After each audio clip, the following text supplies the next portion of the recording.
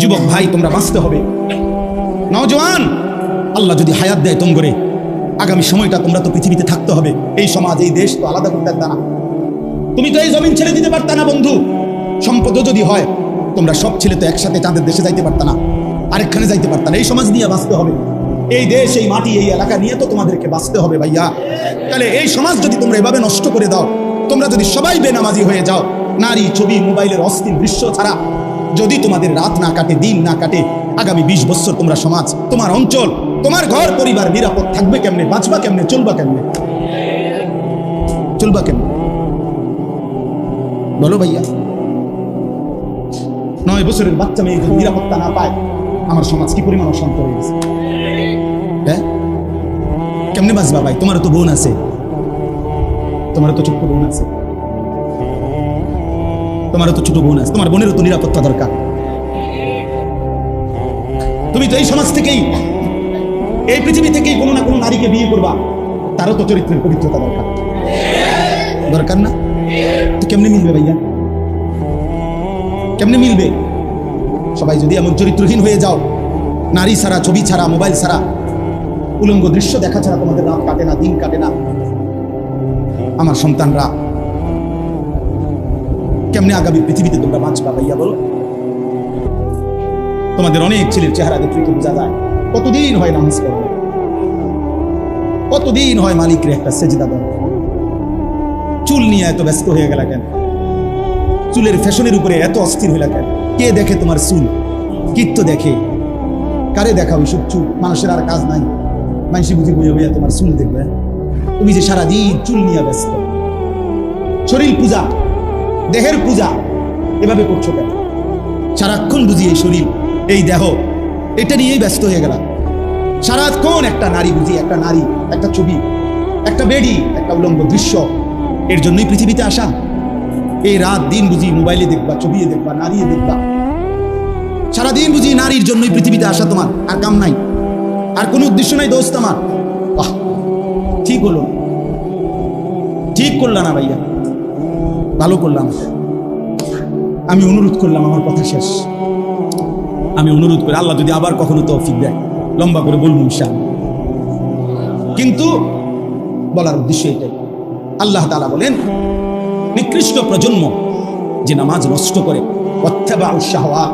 আর দ্বিতীয় কথা হলো, আল্লাহ বলে যারা তাদের মনের চাহিদার অনুসরণ করে, শাহওয়াত, আমার মনের কামনা বাসনা, আমার মনে যা চায়। এখানে আল্লাহ, খোদা, রসুল, দিন, শরীয়ত, হালাল হারাম, জায়েজ না জায়েজ, কিচ্ছুর কোনো বাজ বিচার নাই। আমার মন চাইছে, রাত নাই, দিন নাই, সকাল নাই, দুপুর নাই, আমার মনে যা চায় আমি তাই করি।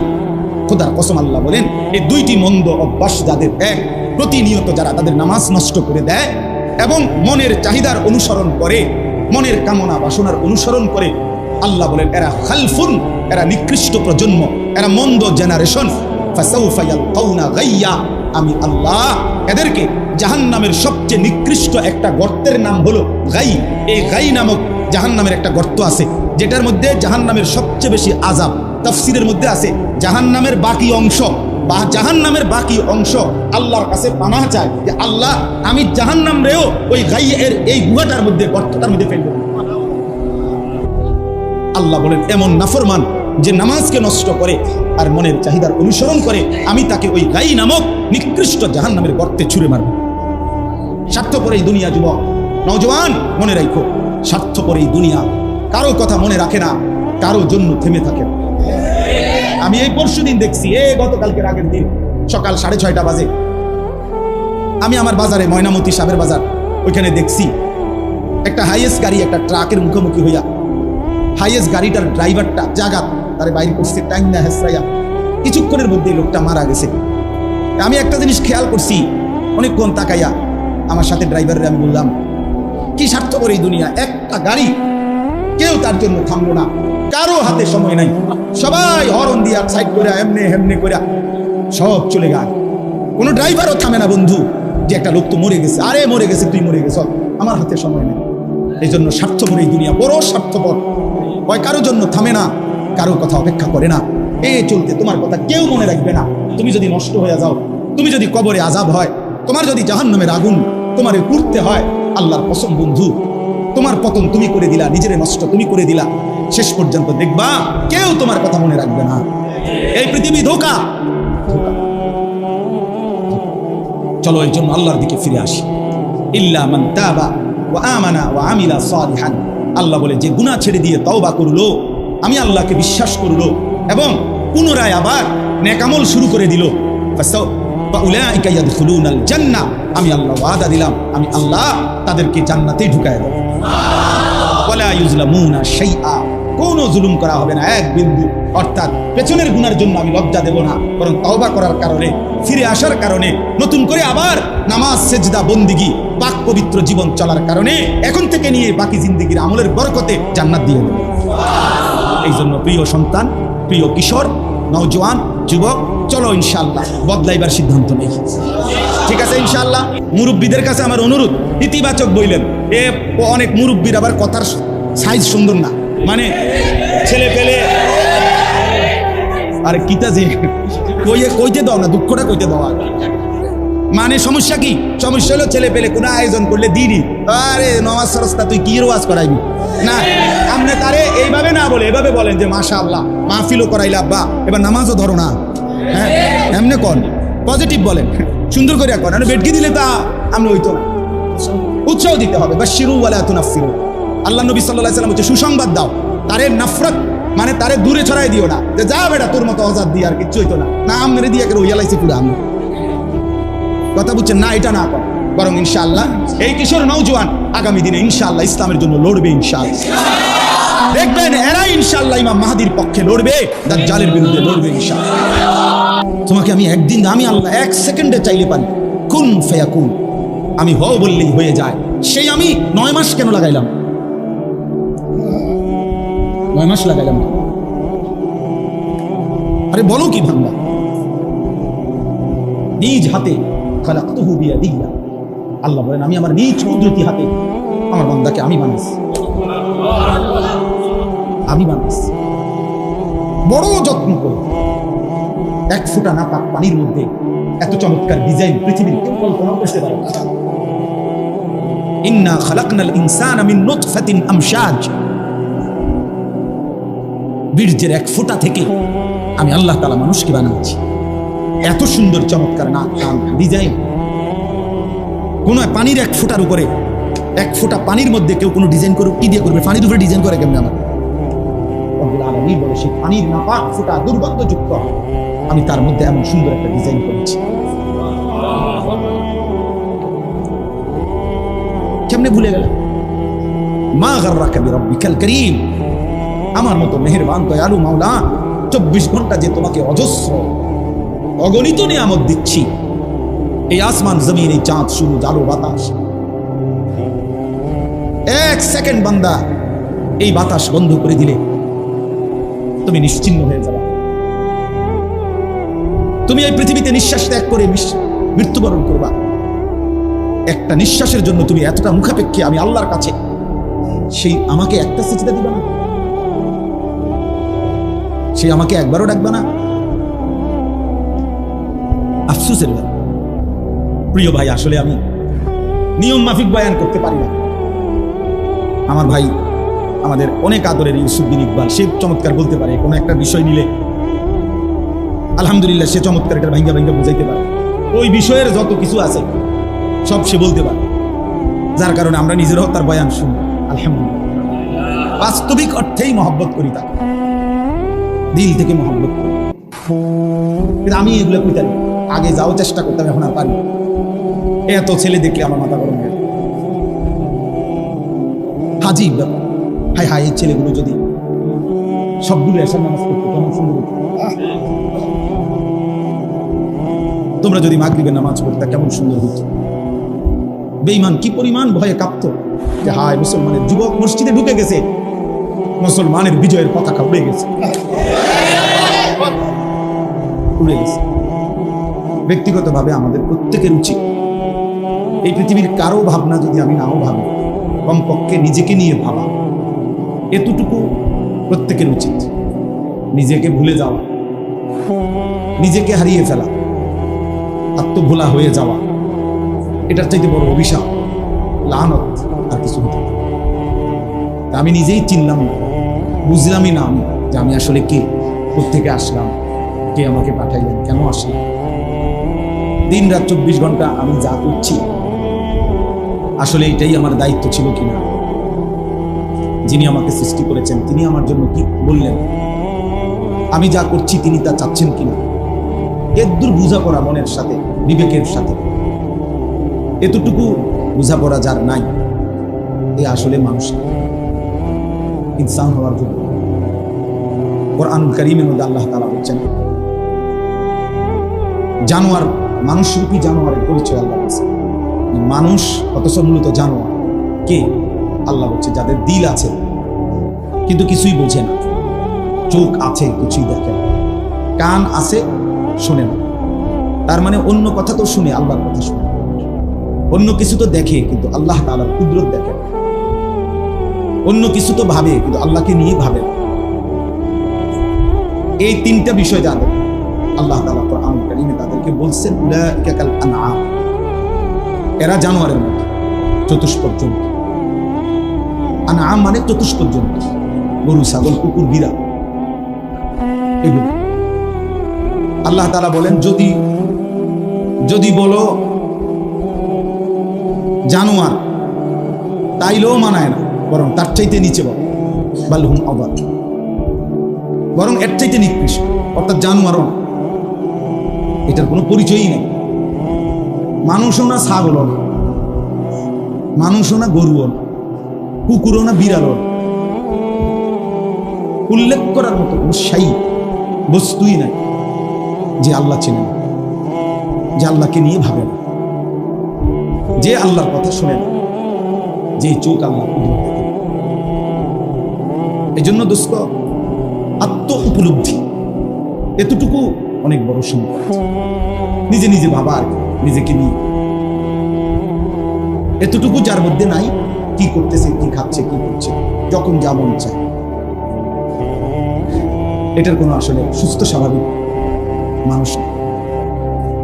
কোরআনুল কারীমের মধ্যে আছে, আল্লাহ তাআলা বলেছেন, ওয়ালা তাকুনু কাল্লাযীনা নাসুল্লাহ ফাআনসাহুম আনফুসাহুম।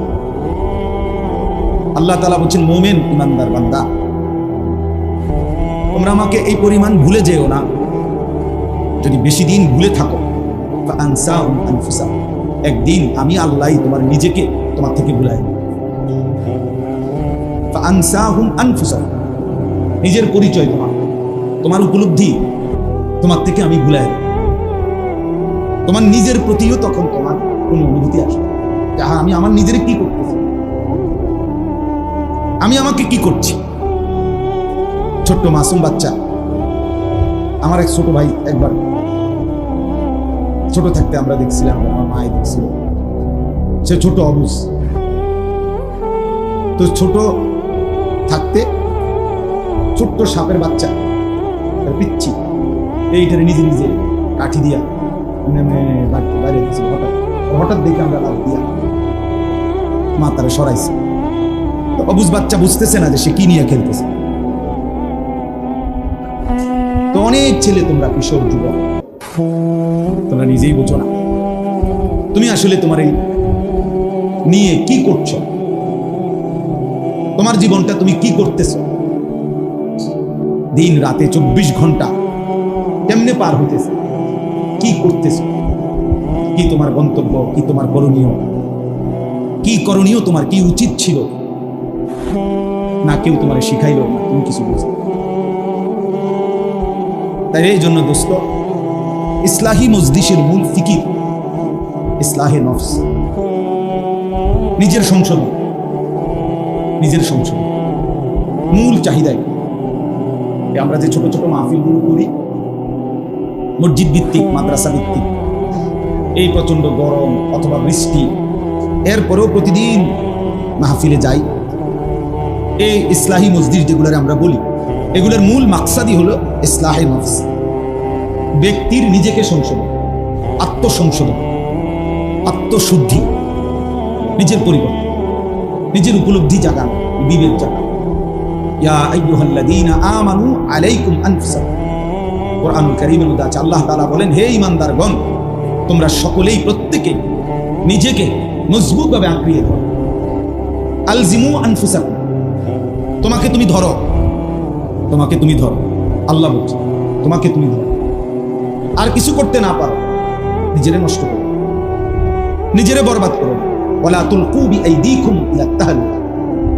কোরআন কারীম আল্লাহ তাআলা বলছে, বান্দা নিজেকে নিজে ধ্বংসের দিকে ঠেলে দিও, নিজেকে নিজে বরবাদ করে দাও, এত বড় ক্ষতি নিজের করো। আল্লাহ তাআলা বলছে, ইয়া আইয়ুহাল্লাযীনা আমানু কু আনফুসাকুম ওয়া আহলিকুম নার। আল্লাহ বলছে, হে ঈমানদারগণ, প্রত্যেকেই নিজেকে বাঁচাও জাহান্নামের আগুন থেকে এবং পরিবারের সদস্যদেরকে বাঁচাও জাহান্নামের আগুন থেকে। আলাদা করে বলছে, নিজেকে বাঁচাও জাহান্নামের আগুন থেকে এবং পরিবারের সদস্যদেরকে বাঁচাও, স্ত্রী সন্তানকে জাহান্নামের আগুন থেকে। আলাদা করে বলার উদ্দেশ্য হলো, কখনো পরিস্থিতি এমন হইতে পারে যে তোমার হাজার চেষ্টার পরেও তোমার স্ত্রী তোমার সন্তান আল্লাহর পথে আর আসলো না। তো আল্লাহ তাআলা বললেন, ওই মুহূর্তে তোমার ঘরেও যদি স্ত্রী সন্তান তোমার পরিবর্তন না হয়, আল্লাহর দিকে ফিরে না আসে, জাহান্নাম থেকে বাঁচতে না চায়, তো কমপক্ষে নিজেকে একা হলেও বাঁচাও। একাই তুমি বাঁচো, একাই নিজেকে বাঁচাও। তাইলে আল্লাহ তাআলা এই জন্য কথাটা আলাদা করে বলছেন। কু আনফুসাকুম আলাদা বলছেন, ওয়া আহলিকুম আলাদা বলছেন। তোমার নিজেকে বাঁচাও, এরপরে বলছেন এবং তোমার পরিবারের সদস্যদেরকে বাঁচাও। এই জন্য ভাইয়া, এই পৃথিবীর কেউ যদি তোমার কথা না শুনে, এমনকি তোমার ঘর, তোমার পরিবার, তোমার স্ত্রী সন্তান, আল্লাহ তাআলা বলছে তবুও মুমিন নিজেকে বাঁচাও, একাও বাঁচাও, তবুও হাল ছাইরো না। তুমি একা হলেও আল্লাহ দ্বীনের উপর থাকো। হাদিসের মধ্যে আছে, হযরত হুযায়ফা রাদিয়াল্লাহু তাআলা আনহু, একজন বিখ্যাত সাহাবী হুযায়ফা, লম্বা হাদিস। তো ওই হাদিসের লাস্ট অংশে হলো, এই সাহাবী নবীজি সাল্লাল্লাহু আলাইহি সাল্লামকে একদিন জিজ্ঞেস করছেন, ইয়া রাসূলুল্লাহ, যদি আমি জীবন চলার পথে কখনো আমার অবস্থা এমন হয় যে আল্লাহর দ্বীনের উপরে চলার জন্য আমি আমার সাথে আর কাউকে পেলাম না, কেউ নাই আর আমার সাথে, সবাই গুনাহের মধ্যে লিপ্ত, আমি যদি এরকম কোনো পরিস্থিতিতে একাকী হয়ে যাই, তখন আমি কি করব? নবী সাল্লাল্লাহু আলাইহি ওয়াসাল্লাম বলছেন, ফাতাজিলিল ফিরাকা কুল্লাহা। তখন সব মতবাদ, সব দল, সব গ্রুপ, সব ছেড়ে দাও, সব ছেড়ে একাই তুমি গাছের শিকড়, গাছের গোড়ালি আঁকড়াইয়া আল্লাহর দ্বীনের উপরে টিকে থাকো। একা একা হলেও টিকে থাকো। এই জন্য দোস্ত, এটা বোঝা দরকার। অনেক ছেলে আসছো, যার যার পথে যার যে চলে যাবো, আমরাও আমগো পথে চলে যাবো ভাইয়া। রাস্তায় অনেক জ্যাম, অনেক কষ্ট করে আসতেছে, সবাই ব্যস্ত, সবাই ব্যস্ত। এই জন্য বললাম, একা হলেও শেষ পর্যন্ত নিজের দিকে যত্নবান হওয়া, নিজের ঈমান, নিজের আমল, নিজের আখিরাত, নিজের করণীয়, নিজের কর্তব্য, নিজের গন্তব্য, এতটুকু যদি কেউ না বুঝে, প্রিয় ভাই, সে মুসলমান হয় না, ওই মানুষ থাকেন। আফা হাসিবতুম আন্নামা খালাকনাকুম আবাসান। আল্লাহ তাআলা বলছেন, বান্দা তুমি কি এই ভেবেছো যে আমি তোমাকে অনর্থক বানিয়েছি? তো এটা কি করতেছো তুমি? তুমি এটা কি করছো বান্দা? মুসলমান পরিচয় দিয়ে এক ওয়াক্ত নামাজ পড়ে না, হে মুসলমান, তুমি এটা কি ভাবলা? মুসলমান পরিচয় দিয়ে কোনোদিন হালাল হারামের কোনো পার্থক্যই করলা না। 40 বছর 30 বছর যা পাইলা তাই কামাই করলা, হালাল হারাম, জায়েজ না জায়েজ, সুদ কিস্তি, সব কিছু যা পাইলা সব কামাই করলা। এটা মুসলমান? কি ভাবলা বান্দা? বলো নওজোয়ান, তোমরা অনেক ছেলে আছো, সারাদিনে যাদের, সারাদিনে একবারও একটা সেজদা যাদের কপালে নাই, একটা সেজদা, এক ওয়াক্ত নামাজ ফজর থেকে এশা, এক ওয়াক্ত নামাজও যে পড়লা না আজকের সারাদিনে, নাফরমান, তুই মানুষের বাচ্চা হলি কেন? তুই কোন মার ঘরে জন্ম নিস? তোর মতো জানোয়ার কেমনে মুসলমান পরিচয় দিলি? তোর মতো হাইওয়ান, তুই কিসের মুসলমান? তুই কিসের মুসলমান? তোর মতো নিকৃষ্ট, নির্লজ্জ, বেহায়া আল্লাহর জমিনে তো কোনো কুত্তাও হয় না, কোন কুত্তাও তো এরকম হইতে পারে না। কুত্তারও যদি আল্লাহ তাআলা সেজদার হুকুম দিত তো সে দিত, তাকে তো আল্লাহ সেজদার হুকুম দেয় নাই, এই জন্য সে সেজদা দেয় না। তুমি নাফরমানের তো আল্লাহ সেজদার হুকুম দিছিল, দিলে না কেন? তোমার তুলনা তো জানোয়ারের সাথে হয় না, এই জন্য তো আল্লাহ বলছে বালহুম আদাল, ওই জানোয়ারের চাইতে নিকৃষ্ট। ওর উদাহরণ নাই, ওর তুলনা কুকুরের সাথেও না, ওর তুলনা শুকরের সাথেও না। আল্লাহর কোন সৃষ্টির অন্তর্ভুক্ত না। বলো মিয়া, এত বিবেকী কেমনে হইলা? আফা হাসিবতুম আন্নামা খালাকনাকুম আবাসান, কি ভেবেছো বান্দা আমি তোমাকে অনর্থক বানিয়েছি? তোমাকে আমি একদিন, আমি আল্লাহ 1 সেকেন্ডে চাইলে পারি, কুন ফায়াকুন, আমি হও বললেই হয়ে যায়। সেই আমি 9 মাস কেন লাগাইলাম? 9 মাস লাগাইলাম। আরে বলো কি ভাববা? নিজ হাতে খালাকতুহু বিয়াদিহি, আল্লাহ বলেন আমি আমার নিজ কুদরতি হাতে আমার বান্দাকে আমি বানাইছি, আমি বানাইছি। বড় যত্ন করো। 1 ফোঁটা নাপাক পানির মধ্যে এত চমৎকার ডিজাইন পৃথিবীর কেউ কল্পনা করতে পারে না।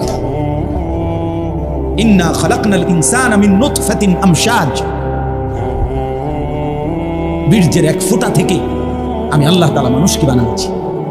এত সুন্দর চমৎকার নাক কান ডিজাইন।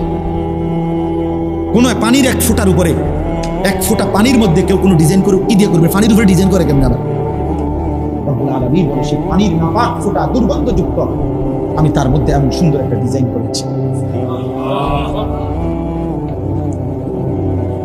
কেমনে ভুলে গেলে?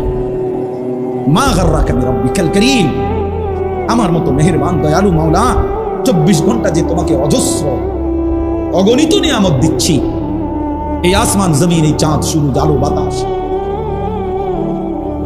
1 সেকেন্ড বান্দা এই বাতাস বন্ধ করে দিলে তুমি নিশ্চিন্ন হয়ে যাবে। তুমি এই পৃথিবীতে নিঃশ্বাস ত্যাগ করে মৃত্যুবরণ করবা। একটা নিঃশ্বাসের জন্য তুমি এতটা মুখাপেক্ষী আমি আল্লাহর কাছে, সেই আমাকে একটা সিজদা দিবা না? সেই আমাকে একবারও ডাকবা না? আফসোসের প্রিয় ভাই, আসলে আমি নিয়ম মাফিক বয়ান করতে পারি না। আমার ভাই, আমাদের অনেক আদরের ইউসুফ বিন ইকবাল, সে চমৎকার বলতে পারে। কোনো একটা বিষয় নিলে আলহামদুলিল্লাহ সে চমৎকার এটা ভাঙ্গা ভাঙ্গা বুঝাইতে পারে। ওই বিষয়ের যত কিছু আছে সব সে বলতে পারে, যার কারণে আমরা নিজেরাও তার বয়ান শুনি। আলহামদুলিল্লাহ, বাস্তবিক অর্থেই মহব্বত করি, তার দিল থেকে মহব্বত করি। কিন্তু আমি এগুলো কইতাম, আগে যাও চেষ্টা করতাম, এখন আর পারি। এত ছেলে দেখে আমার মাথা গরম হয়ে হাজি, হাই হাই, এই ছেলেগুলো যদি সবগুলো এসে নামাজ পড়তো কেমন সুন্দর হতো। তোমরা যদি মাগরিবে নামাজ পড়তে কেমন সুন্দর হতো। বেঈমান কি পরিমাণ ভয়ে কাঁপতো যে হায় মুসলমানের যুবক মসজিদে ঢুকে গেছে, মুসলমানের বিজয়ের পতাকা উড়ে গেছে, উড়ে গেছে। আমার কাছে এই মৌলানা ইউসুফ আমার একটা বই দিছে, 4টা বই দিছে সুন্দর, হজ্জের আগে। আমি হজ্জের সফরে তার বইগুলোই পড়ছি, এখনো আছে গাড়িতে। তার মধ্যে একটা বই দিছে আযমু শাবাবিন ফিল ইসলাম। ওই বইতে স্পষ্ট আছে যে রাসূলুল্লাহ সাল্লাল্লাহু আলাইহি সাল্লামের নবুয়তের 23 বছরে, খুদার কসম বন্ধু, নবীজির 23 বছরের নবুয়তের জীবনে সবচেয়ে বেশি সহযোগী ছিল নবীজির যারা, অহম শাবাব, ওরা যুবক, অহম শাবাব, আল্লাযীনা নাসারুর রাসূল সাল্লাল্লাহু আলাইহি ওয়াসাল্লাম, অহম শাবাব। হযরত আনাস ইবনে মালিক রাদিয়াল্লাহু তাআলা আনহু 10 বছরের নবীর খাদেম সাহাবী, উনি বলছে কুন্না নাগজু মা রাসূলিল্লাহ সাল্লাল্লাহু আলাইহি ওয়াসাল্লাম ওয়া হুয়া নাহনু শাবাব, আমরা রাসূলের সাথে যুদ্ধ করতাম আর আমরা ছিলাম সব যুবক। নবীজির সাথে যুদ্ধের ময়দানে আমরা যেতাম আর আমরা ছিলাম ওয়া নাহনু শাবাব, আমরা সবাই ছিলাম যুবক, সবাই ছিলাম নওজোয়ান। এজন্য দোস্ত, এটাই মূল কথা। তোমরা একটা প্রজন্ম, তোমরা একটা জেনারেশন। এই মুহূর্তে যার বয়স 12, 14, 16, 18, 20, 25, 30 এরকম, তো তোমরা এই সময়ের প্রজন্ম, এই জেনারেশন,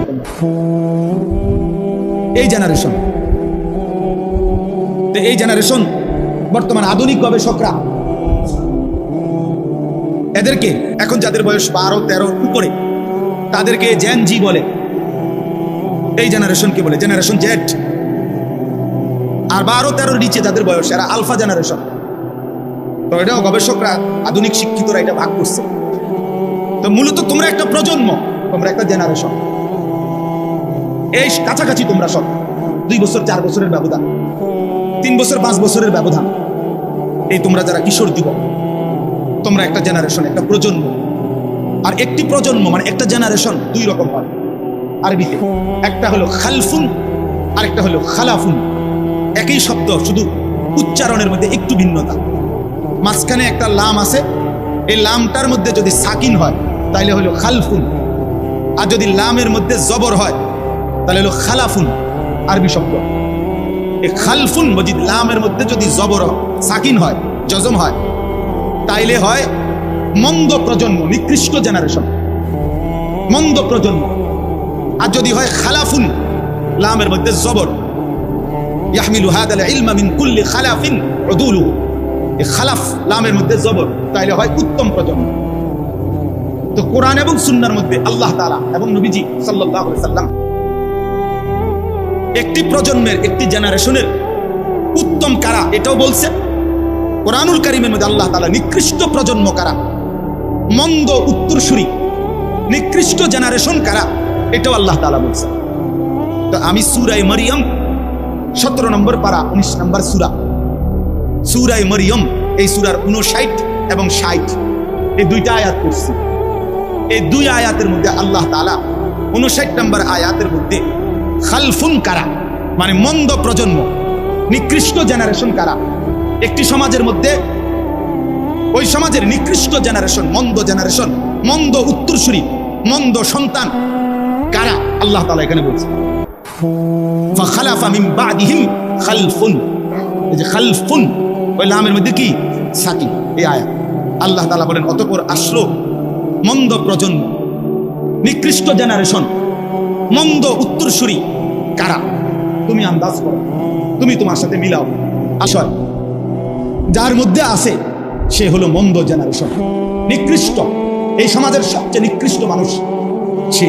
1 নাম্বার আদাউস সালাহ, প্রতিনিয়ত যারা তাদের নামাজ নষ্ট করে দেয়, যারা তাদের নামাজকে নষ্ট করে দেয়, আল্লাহ তাআলা বলছেন তারা নিকৃষ্ট জেনারেশন, মন্দ প্রজন্ম। প্রিয় ভাই আমার, খুব দ্রুত আমি বুঝাইতে চাই এই এক কথা। 1 নম্বর কথা হলো তাফসীরের মধ্যে আছে, এখানে নামাজ নষ্ট করে দেয় এ কথা বলেছে এরা নিকৃষ্ট প্রজন্ম। এ কথার দ্বারা উদ্দেশ্য এটা নয়, তাফসীরে লিখছে যে এর দ্বারা এটা উদ্দেশ্য নয় যারা নামাজ পড়ে না, নামাজ ছেড়ে দেয়, তাদেরকে উদ্দেশ্য করা হয় নাই, বরং নামাজ পড়ে এরকম একটি গ্রুপকে বলা হয়েছে যারা নামাজকে নষ্ট করে দেয়। অর্থাৎ যারা নামাজ পড়ে না, আল্লাযীনা তারাকুস সালাহ, টোটালি নামাজ যারা ছেড়ে দিছে, তারা প্রজন্মের উত্তম তো না, নিকৃষ্ট না, তারা কোনো জেনারেশনে না, তারা কোনো মানুষে না, তারা কোনো কিচ্ছু না, এর কোনো গণাতে ধরে না। ওই প্রথমেই বাদ গণাত করছে, ওরে নিকৃষ্ট হিসেবে বলতে চাইছে আল্লাহ এখানে যারা তাদের নামাজকে নষ্ট করে দেয়। তাফসীরের মধ্যে লিখছে নামাজ নষ্ট করে দেয় মানে কি? 1 নাম্বার, যে ব্যক্তি নামাজকে যথাসময়ে আদায় করে না, ইউআখিরুনাস সালাহ, তাখির করে, নামাজ সবসময় দেরিতে পড়ে।